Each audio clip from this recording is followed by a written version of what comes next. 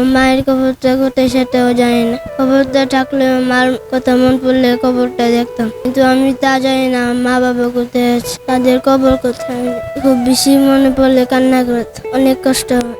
মনে চায় মা বাবার কাছে আমরা চলে যাই। ভৈরব থেকে কমলাপুর রেল স্টেশনে কেন এসেছে? বাইরে সাথে এখন আপনি থাকেন কোথায়? কমলাপুর স্টেশন।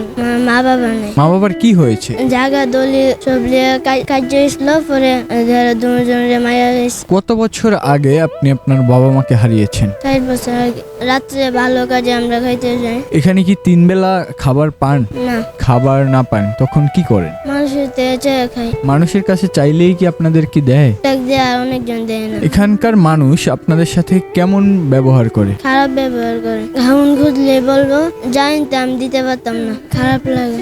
মা বাবা এসে যেতাম। ছোটবেলা স্বপ্ন দেখলাম স্কুলে ফিরে বড় একটা আর্মি অফিসার হবো। বাবা মা মারা যাওয়ার পরে আমার ঠিকানা কিছু নাই, একটা কমলা স্টেশন।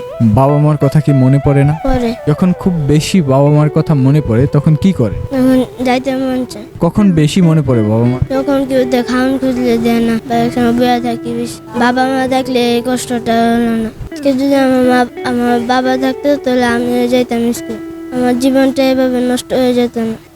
মা বাবা মরে যাওয়ার পর আমার আপন কেউ নেই। আমার ঠিকানা হচ্ছে কমলাপুর রেল স্টেশন। মন চাই মানুষের খুঁজে খাইতাম, কিন্তু কেউ দেয় না। মা বাবা থাকলে আর এত কষ্ট করে লাগতো না। মাকে জোরে বলতাম, মা আমাকে কখনো ছেড়ে যেও না। মাকে কতটুকু ভালোবাসেন? অনেক ভালোবাসি। মায়ের কবরটা কোথায় জানেন? আমার মায়ের কবরটা কোথায় সেটাও জানি না। কবরটা থাকলে মার কথা মন পড়লে কবরটা দেখতাম, কিন্তু আমি তা জানি না মা বাবা কোথায় আছে, তাদের কবর কোথায়। খুব বেশি মনে পড়লে কান্না করতাম, অনেক কষ্ট হয়। মনে চায় মা বাবার কাছে আমরা চলে যাই।